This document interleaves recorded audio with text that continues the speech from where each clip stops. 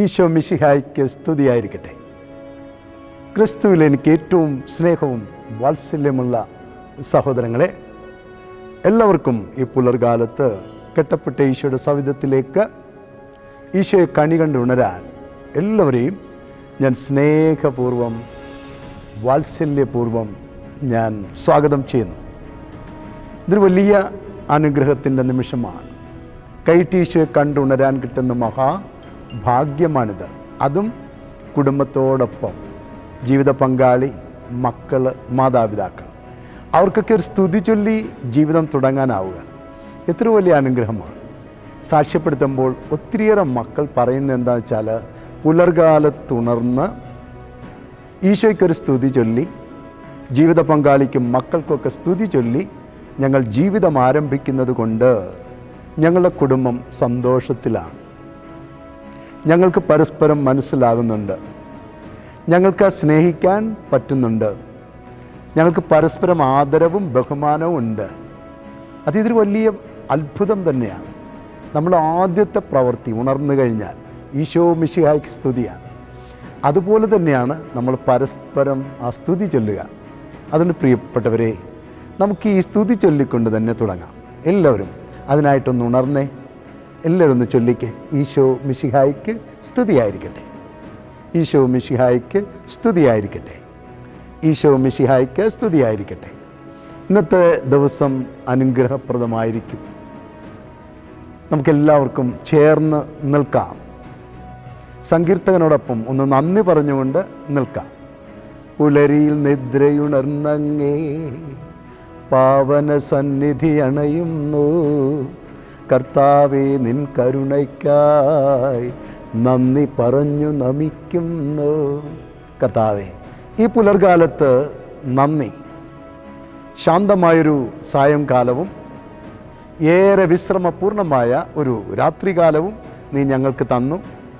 ഈ പുലർകാലത്ത് പ്രസരിപ്പോടെ ഉണർന്ന് കുടുംബം ഒരുമിച്ച് നിന്നുകൊണ്ട് ഈശോയ്ക്ക് സ്തുതി ചൊല്ലാനും ഈശോയെ കണി കാണാനും തന്ന മഹാഭാഗ്യത്തിന് നന്ദി. സങ്കീർത്തനം 78 19, 20 അത് നമ്മുടെ പൂർവികരുടെ, ഇസ്രായേൽ ജനത്തിൻ്റെ ആദിമാതാപിതാക്കളുടെ ഒക്കെ ഒരു പരിഭവവും പരാതിയും, അവിടെ ഒരു പിണക്കമാണ്.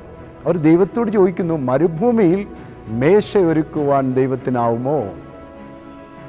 ഞങ്ങളെ പൂർവികർ ദാഹിച്ചപ്പോൾ അവിടുന്ന് പാറയിലടിച്ചു, ജലപ്രളയമുണ്ടായി. അത് അവർക്ക് തിന്നുവാനുള്ള കാടപ്പക്ഷികളെയും മന്നയും കൊടുത്തു. അതേ ദൈവം ഞങ്ങളുടെ മക്കൾ ഇന്ന് വിശന്ന് കരയുമ്പോൾ ആകാശത്തുനിന്ന് മാംസം ഇറക്കിത്തരുമെന്നാണ് ചോദ്യം. സത്യത്തിൽ ഇതിനേക്കാൾ വലിയ നന്ദിയില്ലായ്മ എന്തുണ്ട്?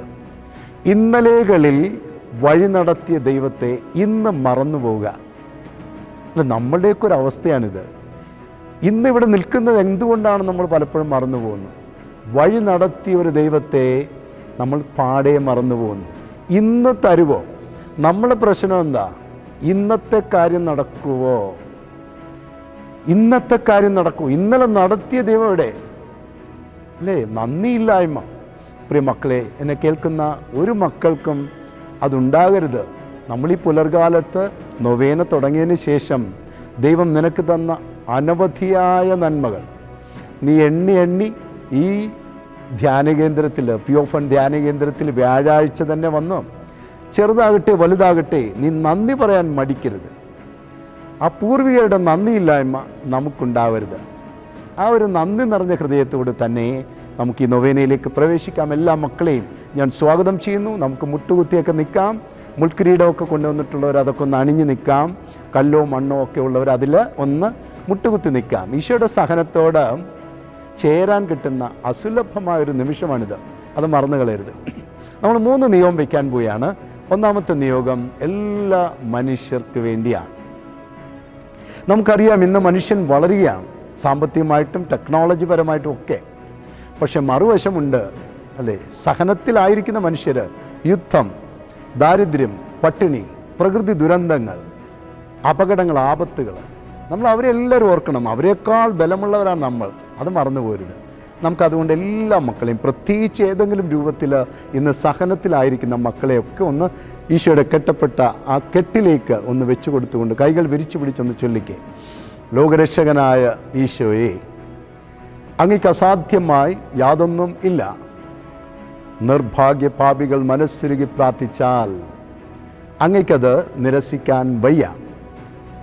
ആകയാൽ എൻ്റെ മേൽ അലിവ് തോന്നി എൻ്റെ അപേക്ഷ.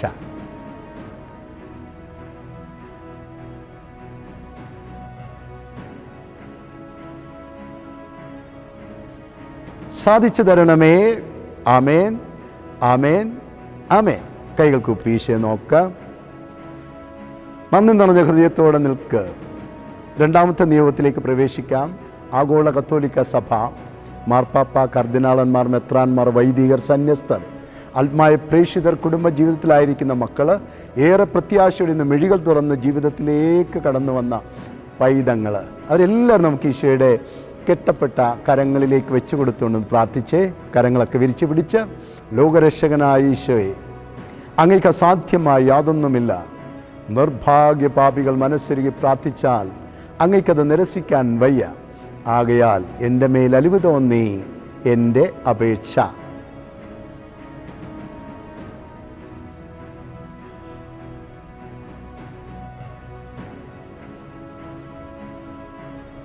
സാധിച്ചു തരണമേ. ആമേൻ, ആമേൻ, ആമേൻ. കൈകൾ കൂപ്പി ഇനി നമ്മുടെ ഊഴമാണ്. ഈ പ്രഭാതത്തിൽ നിന്നെ അലട്ടുന്ന ആ ഒരു വിഷയം, ആ ഒരു ഭാരം, ആ ഒരു കെട്ട് എന്താണ്? അത് ഈശോയുടെ കെട്ടിലേക്ക് വെച്ചു കൊടുക്കാൻ കിട്ടുന്ന ഒരു നിമിഷമാണിത്. കർത്താവ് പറഞ്ഞു, ഞാൻ സകല മാനമർത്യരുടെയും ദൈവമായ കർത്താവാണ്. എനിക്ക് അസാധ്യമായിട്ട് എന്തുണ്ട്? അസാധ്യമായിട്ട് ഒന്നുമില്ലാത്ത ദൈവത്തിൻ്റെ കരങ്ങളിലേക്ക് നിൻ്റെ ഒരു ഭാരം, ഒരു കെട്ട് നീ വെച്ചു കൊടുക്കാൻ പോവുകയാണ്. നന്ദി നിറഞ്ഞ ഹൃദയത്തോടെ നിൽക്കുക. എന്തു ആയിക്കോട്ടെ, സാമ്പത്തിക പ്രശ്നമാണോ, ജപ്തി പ്രശ്നമാണോ, ദാമ്പത്യ പ്രശ്നമാണോ, കുഞ്ഞുങ്ങളുടെ വിഷയമാണോ, അവരുടെ പരീക്ഷ, ഇൻ്റർവ്യൂ, വിസ, ജീവിത പങ്കാളി, അങ്ങനെയുള്ള എന്തെങ്കിലുമാണോ? നിൻ്റെ ഒരു ബിസിനസ്, നിൻ്റെ വീടിൻ്റെ പണി തുടങ്ങി പക്ഷേ പൂർത്തിയാക്കാനാവാത്ത അവസ്ഥ, കാർഷിക മേഖലയിലെ മുരടിപ്പാണോ, നിൻ്റെ തൊഴിൽ മേഖലയുമായിട്ട് ബന്ധപ്പെട്ട ഏതെങ്കിലും വിഷയമാണോ, നിനക്ക് കൂടുതൽ ഈശോയെ സ്നേഹിക്കണം, കർത്താവിൻ്റെ വേല ചെയ്യണം, പ്രേക്ഷിത വേല, അതിന് തടസ്സമുണ്ടോ? എന്തു ആയിക്കോട്ടെ, കൈകൾ നീട്ടിപ്പിടിച്ച് ആ കെട്ടെടുത്ത് ഇപ്പോൾ തന്നെ ഈശോയുടെ കെട്ടിലേക്ക് വെച്ചേ. ഇവിടെ ഇപ്പോൾ ഒരു അത്ഭുതം നടക്കും. ഒരു മാരകരോഗം ഇപ്പോൾ നിന്നെ വിട്ടുപോകും. ഒരു മാനസിക സമ്മർദ്ദം ഇപ്പോൾ നിന്നെ വിട്ടുപോകും. ഏറ്റുചൊല്ല്, ലോകരക്ഷകനായ ഈശോയെ, അങ്ങേക്ക് അസാധ്യമായി യാതൊന്നുമില്ല. നിർഭാഗ്യ പാപികൾ മനസ്സുരുകി പ്രാർത്ഥിച്ചാൽ അങ്ങയ്ക്കത് നിരസിക്കാൻ വയ്യ. ആകയാൽ എൻ്റെ മേൽ അലിവ് തോന്നി എൻ്റെ അപേക്ഷ.